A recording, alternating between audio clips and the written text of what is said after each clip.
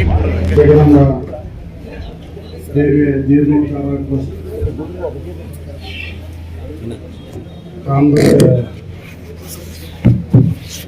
SSK ಸಮಾಜ ವತಿಯಿಂದ ಇವತ್ತಿನ ಜಗದಂಬಾ ದೇವಿಯ ಮೂರ್ತಿಯ ಪ್ರಾಣ ಪ್ರತಿಷ್ಠಾಪನದ ಧಾರ್ಮಿಕ ಈ ಕಾರ್ಯಕ್ರಮದ ವೇದಿಕೆ ಮೇಲೆ ಆಸೀನರಾಗಿ ಸಾನ್ನಿಧ್ಯವನ್ನು ವಹಿಸಿ ತಮ್ಮ ಅನುಭವಾಮೃತವನ್ನು ತಿಳಿಸಿದಂಥ ಆತ್ಮೀಯರು ಹಾಗೂ ಸದೃಢಗಳು ಆದಂಥ ಶಿವಮೂರ್ತೇಶ್ವರ ಸ್ವಾಮಿಗಳಲ್ಲಿ ನಾನು ವಂದನೆಗಳನ್ನು ಸಲ್ಲಿಸುತ್ತೆ ಹಾಗೂ ವೇದಿಕೆ ಮೇಲೆ ಆಸೀನರಾದಂಥ ಎಲ್ಲ SSK ಸಮಾಜದ ಎಲ್ಲ ಮುಖಂಡರಲ್ಲಿಯೂ ಹಾಗೂ ಗುರು ಹಿರಿಯರಲ್ಲಿಯೂ ಹಾಗೂ ಸಮಾಜದ ಯುವ ಮಿತ್ರರಲ್ಲಿಯೂ ನನ್ನ ವಂದನೆಗಳನ್ನು ಸಲ್ಲಿಸುತ್ತಾ ಮತ್ತೊಮ್ಮೆ ತಮ್ಮೆಲ್ಲರಲ್ಲಿ ವಂದನೆಗಳನ್ನು ಸಲ್ಲಿಸುತ್ತಾ ಸುಖ ಸ್ವರೂಪರೇ, ಮನುಜ ಕುಲದ ಜನನದ ಲಾಭ ಯಾವುದು ಅಂದ್ರೆ ಪರಹಿತ. ಮನುಜ ಕುಲದ ಜನನದ ಲಾಭ ನಾನು ಯಾರಂತ ತಿಳಿದು ಈ ನಾನು ಯಾರಂತ ತಿಳ್ಕೋಬೇಕಂದ್ರೆ ಅಷ್ಟು ಸಾಮಾನ್ಯವಾಗಿ ಆಗೋದಿಲ್ಲ. ನಾನು ಯಾರು ಅಂತ ಸಾಮಾನ್ಯವಾಗಿ ನಾವು ಏನು ಸಂಬೋಧನೆ ಮಾಡಿ ನಾವು ಕರೆಸ್ಕೊಂತೇವೆ ಅಂದ್ರೆ ಶರೀರವನ್ನು ಲಕ್ಷಿಸ್ಕೊಂಡು ಇದಕ್ಕೆ ಇಟ್ಟಂಥ ಹೆಸರು, ಅದು ಇದು ಮಾಡ್ತಕ್ಕಂಥ ಕಾರ್ಯ ಅಥವಾ ಇದನ್ನು ಇಂಥ ಊರು ಅಂಥ ಊರು ಅಂತ ಗುರುತಿಸಿ ಹೇಳ್ತೇವೆ. ಆದರೆ ನಿಜವಾಗಿಯೂ ನಾನು ಯಾರದೀನಿ ಅಂತ ತಿಳ್ಕೋಬೇಕಂದ್ರೆ ಅದಕ್ಕೆ ಬೇಕಾದಂಥ ಒಂದು ಅಂತಃಕರಣ ಪರಿಶುದ್ಧಿಯನ್ನು ಮಾಡ್ಕೊಳ್ಳಿಕ್ಕೆ ಬೇಕಾದಂಥ ಕಾರ್ಯ ಅಂದ್ರೆ ಪರಹಿತ ಕಾರ್ಯಗಳು. ಕೆಡುವ ಕಾಯದ ಸಫಲತೆ ಯಾವುದು ಅಂದ್ರೆ ಪರಹಿತ.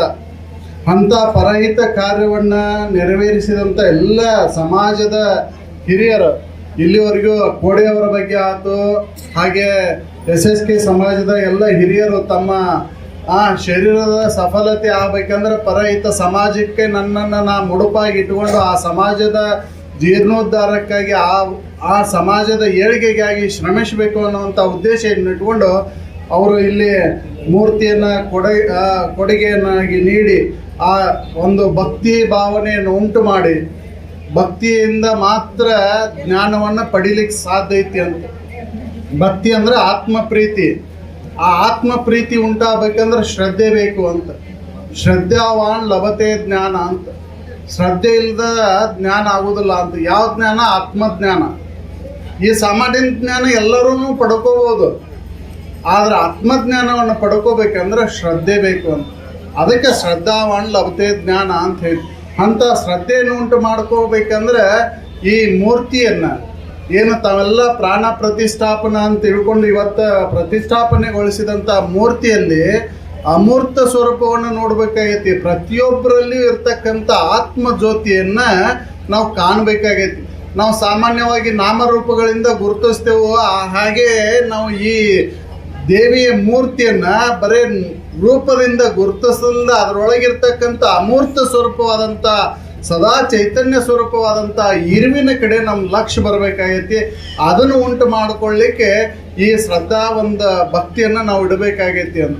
ಅದನ್ನೇ ಕೇಳಬೇಕಾಗೈತಿ ನಾವು. ಏನು ಬೇಡ ಗುರುವೇ, ನನಗೆ ಬೇರೊಂದು ವರವನ್ನು ನಾನು ಒಲ್ಲೆ ಮಾಡು, ನನಗೆ ಒಲೆದು ಏನು ಮುಕ್ತಿ ದೊರೆಯುವ ಸಾಧನವನ್ನು ನನಗೆ ಕರುಣಿಸು ಅಂತ ಕೇಳ್ಯಾರ ಮಹಾತ್ಮರು.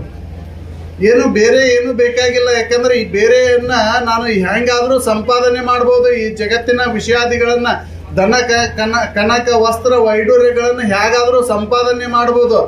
ಆದ್ರೆ ಮುಕ್ತಿಯ ದೊರೆಯುವ ಸಾಧನವನ್ನು ಸಂಪಾದನೆ ಮಾಡೋದು ಭಾಳ ಕಠಿಣ ಐತಿ. ಮುಕ್ತಿಯ ದೊರೆಯುವ ಸಾಧನಗಳಂದ್ರೆ ಭಕ್ತಿ ಜ್ಞಾನ ವೈರಾಗ್ಯಗಳು. ಭಕ್ತಿ ಜ್ಞಾನ ವೈರಾಗ್ಯಗಳು ಬರೋದು ಸಾಮಾನ್ಯವಾಗಿ ಹಾಗೆ ಬರೋದಿಲ್ಲ. ಭಕ್ತಿ ಉಂಟಾಗಬೇಕಂದ್ರೆ ಹಾಗೆ ಉಂಟಾಗೋದಿಲ್ಲ. ಒಂದು ಯಾವುದರ ಮೇಲೆ ಪ್ರೀತಿ ಉಂಟಾಗಬೇಕಂದ್ರೆ ಸಾಮಾನ್ಯವಾಗಿ ಹಂಗೆ ಬರೋದಿಲ್ಲ. ಅದು ಆ ಪ್ರೀತಿ ಅನುಕೂಲ ಇರ್ಬೋದು, ಅನುಕೂಲ ಇದ್ದ ಮಾತ್ರ ಪ್ರೀತಿಯನ್ನು ತೋರಿಸ್ತೇವೆ. ಪ್ರತಿಕೂಲ ಆದ್ರೆ ಪ್ರೀತಿಯನ್ನು ತೋರಿಸೋದಿಲ್ಲ. ನಾವು ಮನೆಯೊಳಗಿರ್ತಕ್ಕಂಥ ಎಲ್ಲ ಸದಸ್ಯರೊಳಗೆ ಪ್ರೀತಿಯನ್ನು ಕಾಣಬೇಕಂದ್ರೆ ಹಂಗೆ ಕಾಣೋದಿಲ್ಲ. ನಾವು ಅನುಕೂಲ ಆಗ್ಯಾರ ಅಂತ ಪ್ರೀತಿಸ್ತೇವೆ. ಅನುಕೂಲ ಆಗಿರ್ಲಿಲ್ಲ ಅಂದ್ರೆ ಯಾರನ್ನೂ ಪ್ರೀತಿಸೋದಿಲ್ಲ. ಮಗ ಇರಲಿ, ಮಕ್ಕಳಿರಲಿ, ತಂದೆ ಇರಲಿ, ತಾಯಿ ಇರಲಿ, ಗಂಡಿರಲಿ, ಹೆಂಡ್ರಿರಲಿ, ಯಾರೇ ಇದ್ರು ಎಲ್ಲರ ಮೇಲೆ ಪ್ರೀತಿ ಯಾವಾಗ ಐತಿ ಅಂದ್ರೆ ಅನುಕೂಲ ಇದ್ದಾಗ. ಅದ ಮಗ ಇರಲಿ, ತಂದಿರಲಿ, ಒಬ್ಬರಿಗೊಬ್ರು ಅನುಕೂಲ ಇರಲಿಲ್ಲ ಅಂದ್ರೆ ಅವ್ರ ಮೇಲೆ ಪ್ರೀತಿಯನ್ನು ತೋರಿಸೋದಿಲ್ಲ ನಾವು. ಈ ಅನುಕೂಲ ಪ್ರೀತಿ ನಮಗೆ ಎದಕ್ಕೆ ಅಂದ್ರೆ ವಿಷಯ ಭೋಗಕ್ಕಾಗಿ ಮಾತ್ರ ಐತಿ. ಆದ್ರೆ ಆತ್ಮ ಪ್ರೀತಿ ಅನ್ನೋದು ಈ ಜನ್ಮದ ಉದ್ಧಾರಕ್ಕಾಗಿ ಬೆಳೆಸ್ಕೋಬೇಕಾಗೈತಿ, ಅದನ್ನ ಗಳಿಸ್ಬೇಕಾಗೈತಿ, ಅದನ್ನ ಉಳಿಸ್ಕೋಬೇಕಾಗೈತಿ. ಅಂದ್ರೆ ಮಾತ್ರ ಮನುಜ ಕುಲದ ಜನರ ಲಾಭವನ್ನ ನಾವು ಮಾಡ್ಕೊಳ್ಳಿಕ್ಕೆ ಬರ್ತೈತಿ. ಅಂತ ಒಂದು ಭಕ್ತಿಯನ್ನು ಉಂಟು ಮಾಡ್ತಕ್ಕಂಥ ತಾವು ಕಾರ್ಯದೊಳಗೆ ತಾವೆಲ್ಲ ಇವತ್ತು ತೊಡಗಿಸಿಕೊಂಡಿರಿ. ಇದ ಸದಾ ಒಂದು ಭಕ್ತಿ ಶ್ರದ್ಧೆಯನ್ನು ಇಟ್ಕೊಂಡು ಆಗಲೇ ಪೂಜ್ಯರು ಹೇಳಿದಾಗ ಸಾಕಷ್ಟು ಗುಡಿ ಗುಂಡಾರಗಳು ಇದಾವೆ, ಸಾಕಷ್ಟು ಮೂರ್ತಿಗಳು ಇದ್ದಾವೆ. ಆದ್ರೆ ಆ ಮೂರ್ತಿಯಲ್ಲಿ ಶ್ರದ್ಧೆ ಒಂದು ಭಕ್ತಿಯನ್ನು ಇಟ್ಟಿಲ್ಲ. ನಾವು ಅಲ್ಲಿ ಏನು ಇಟ್ಟೇವಿ? ಕಾಮಭಕ್ತಿಯನ್ನು ಇಟ್ಕೊಂಡೆವು ಅಂತ. ಅಂದ್ರೆ ಕಾಮಭಕ್ತಿ ಅಂದ್ರೆ ವಿಷಯ ವಸ್ತುಗಳ ಸಿಕ್ಕರೆ ಮಾತ್ರ ನಿನ್ನನ್ನು ನಾ ಪೂಜಿಸ್ತೇನೆ, ವಿಷಯ ವಸ್ತು ಸಿಗ್ಲಿಲ್ಲ ಅಂದ್ರೆ ನಿನ್ನಲ್ಲಿ ಬರೋದಿಲ್ಲ ನಾನು. ಹರಿಕೆಯನ್ನು ಇಟ್ಕೊಂಡು ನಾವು ಪ್ರೀತಿಯನ್ನು ತೋರ್ಸಕತ್ತೇವು, ಭಕ್ತಿಯನ್ನು ಇಟ್ಟಾಕತ್ತೇವು. ನಾವು ಇದು ಕೊಟ್ಟರೆ ನಾನು ನಿನಗೆ ಬಂದು ಇದನ್ನ ಸೇವೆಯನ್ನು ಮಾಡ್ತೀನಿ, ನಾನು ಇದನ್ನು ನಿನಗೆ ಊರ ಸೇವೆಯನ್ನು ಮಾಡ್ತೀನಿ, ಅಭಿಷೇಕ ಮಾಡಿಸ್ತೀನಿ, ಪೂಜೆಯನ್ನು ಮಾಡಿಸ್ತೀನಿ ಅಂತ ಈ ಭಕ್ತಿ ಬೇಕಾಗಿಲ್ಲ ನಮಗೆ. ಈ ಭಕ್ತಿ ಅನ್ನೋದು ಕಾಮಭಕ್ತಿ ಅಂತ. ಕಾಮಭಕ್ತಿ ಹೋಗಿ ನಿಷ್ಕಾಮ ಭಕ್ತಿ ಬೇಕಾಗೈತಿ. ನಿಷ್ಕಾಮ ಭಕ್ತಿನ ಮನುಷ್ಯ ಜನ್ಮದ ಉದ್ಧಾರಕ್ಕೆ ಕಾರಣಕೈತಿ. ಅಂತ ಒಂದು ನಿಷ್ಕಾಮ ಭಕ್ತಿ ಅಂದ್ರೆ ಯಾವುದೇ ವಿಷಯದ ಮೇಲೆ ಪ್ರೀತಿ ಇಲ್ದ, ಯಾವ ವಿಷಯ ಭಕ್ತಿ ಇಲ್ದ ನಿಷ್ಕಾಮವಾದಂಥ ಭಕ್ತಿಯನ್ನು ಉಂಟು ಮಾಡಿಕೊಂಡು ಈ ಜನ್ಮದ ಸ್ವಾರ್ಥಕತೆಯನ್ನು ನಾವು ಮಾಡ್ಕೋಬೇಕಾಗೈತಿ. ನಾನು ಇಲ್ಲಿ ಹೆಚ್ಚು ಹೇಳಲಿಕ್ಕೆ ನಾನು ಬಯಸೋದಿಲ್ಲ. ಯಾಕಂದ್ರೆ ಎಲ್ಲರಿಗೂ ಹಸಿವು, ಆ ಹಸಿವನ್ನ ತೀರ್ಸೋದೇ ಒಂದು ದೊಡ್ಡ ಸವಾಲಾಗೈತಿ ಇವತ್ತು. ಯಾಕಂದ್ರೆ ನಮ್ಮ ಒಂದು ಶಾಸ್ತ್ರದೊಳಗೆ ಒಂದು ನುಡಿ ಬರ್ತೈತಿ, ಮನೆಗೆ ಹಿರೇಮಗನಾಗಿ ಹುಟ್ಟಬಾರ್ದಂತ, ವೇದಿಕೆ ಕೊನೆ ಪಂಕ್ತಿಗೆ ಊಟಕ್ಕೆ ಹೋಗ್ಬಾರ್ದಂತ, ವೇದಿಕೆ ಕಡೆ ನುಡಿಯನ್ನ ಮಾತಾಡಬಾರ್ದಂತ. ಯಾಕಂದ್ರೆ ಯಾರಲ್ಲಿಯೂ ತಾಳ್ಮೆ ಇರುವುದಿಲ್ಲ. ಇದಕ್ಕೆ ಈ ಅಧ್ಯಾತ್ಮ ವಿಚಾರವನ್ನ ಕೇಳಲಿಕ್ಕೆ ತಾಳ್ಮೆ ಅತಿ ಮುಖ್ಯ ಅಂತ. ತಾಳ್ಮೆ ಇರಲಿಲ್ಲ ಅಂದ್ರೆ ಇದು ಹತ್ತುದಿಲ್ಲ. ಅಂತ ತಾಳ್ಮೆಯನ್ನ ನಾವು ಪಡಿಬೇಕಾಗೈತಿ. ಸಮಾಜದೊಳಗೆ ಇವತ್ತು ತಾಳ್ಮೆ ಗುಣವನ್ನ ನಾವು ಪಡೆದ್ರೆ ಮಾತ್ರ ಅದು ಒಂದು ಶ್ರೇಷ್ಠವಾದಂಥ ತಪಸ್ಸು ಅಂತ. ತಾಳ್ಮೆ ಅಂತ ಇದು ಗುಣ ಅದು ಎಷ್ಟು ಶಾಂತಿ ನೆಮ್ಮದಿಯನ್ನು ತಂದು ಕೊಡ್ತೈತೆ ಅಂದ್ರೆ ಅಂತ ಒಂದು ತಾಳ್ಮೆ ಗುಣವನ್ನು ಪಡೀಲಿಕ್ಕೆ ಅನೇಕ ಬಗೆಯಾದಂಥ ಋತುಗಳನ್ನು ನಾವು ಪಾಲನೆ ಮಾಡಬೇಕಾಗತ್ತೆ. ಅಂತ ಒಂದು ಋತುಗಳಲ್ಲಿ ಇವತ್ತು ಶ್ರಾವಣದೊಳಗೆ ಶ್ರವಣವನ್ನು ಮಾಡಬೇಕಾಗೈತಿ. ಯಾವುದರ ಕುರಿತು? ನನ್ನ ಆತ್ಮದ ಕುರಿತು, ನಾನು ಏನದೇನೆ ಅನ್ನುವಂಥ ವಿಚಾರವನ್ನು ನಾವು ಮಾಡಬೇಕಾಗೈತಿ. ಇದನ್ನ ತಿಳ್ಕೊ ನಮಗೆ ಮಹಾತ್ಮರು ಅನುಭವಗಳು ಎಚ್ಚರಿಸಿದ್ರು.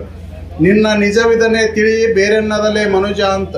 ನಮ್ಮ ನಿಜವನ್ನ ನಾವು ತಿಳಿಲಾರ್ದಕ್ಕೆ ನಮಗೆ ಇವತ್ತೆಲ್ಲ ದುಃಖ ಆಗೈತಿ. ಅಂತ ಒಂದು ನಾವು ನಮ್ಮ ನಿಜ ಏನೈತಿ ಅಂದ್ರೆ ಸತ್ತು ಚಿತ್ತು ನಿತ್ಯ ಆನಂದ ಪರಿಪೂರ್ಣವಾದಂಥ 5 ಲಕ್ಷಣದಿಂದ ಕೂಡಿದಂಥ ಆ ನಿಜ ವಸ್ತುವಿನ ಕುರಿತಾದಂಥ ಜ್ಞಾನವನ್ನು ನಾವು ಮಾಡ್ಕೋಬೇಕಾಗೈತಿ. ಅಂತ ಒಂದು ಜ್ಞಾನವನ್ನು ಮಾಡಿಕೊಂಡು ನಾವು ಈ ಜನ್ಮವನ್ನು ಸಾರ್ಥಕ ಮಾಡ್ಕೊಳ್ಳೋಣ ಅಂತ ಹೇಳಿ ನಾನು ಇಲ್ಲಿ ಕರೆಸಿ ನಮ್ಮ ಅಶೋಕ್ ಅಣ್ಣಾರ್ ಇರ್ಬೋದು, ಎಲ್ಲ ಸಮಾಜದ ಹಿರಿಯರು ಬಂದು ನನಗೆ ಈ ಒಂದು ಮನವಿಯನ್ನು ಇಟ್ಟಾಗ ನಾನು ಬಿಡ್ಲಿಕ್ಕೆ ಆಗೋದಿಲ್ಲ. ಯಾಕಂದ್ರೆ ನಾನು ಬೆಳಗ್ಗೆ ತಾನೇ ಬೆಂಗಳೂರಲ್ಲಿಂದ ಬಂದಿದ್ದೀನಿ. ನಿನ್ನೆ ಒಂದು ಸತ್ಸಂಗ ಕಾರ್ಯಕ್ರಮದಲ್ಲಿ ಭಾಗಿಯಾಗಿ ಇವತ್ತು ಬೆಳಗ್ಗೆ ಬಂದು ಮತ್ತೆ ಇಲ್ಲಿ ತಮ್ಮ ಕರೆಗೆ ಹೋಗೊಟ್ಟು ನನಗೆ ಇಲ್ಲಿ ಒಂದು 2 ಮಾತನ್ನ ಮಾತಾಡಲಿಕ್ಕೆ ಅನುವು ಮಾಡಿಕೊಟ್ಟಂಥ ತಮ್ಮೆಲ್ಲ ಸಮಾಜದ ಬಂದವರಲ್ಲಿ ನಾ ಮತ್ತೊಮ್ಮೆ ನನ್ನ ವಂದನೆಗಳನ್ನು ತಿಳಿಸುತ್ತಾ ನಾನು ಒಂದು 2 ಮಾತನ್ನು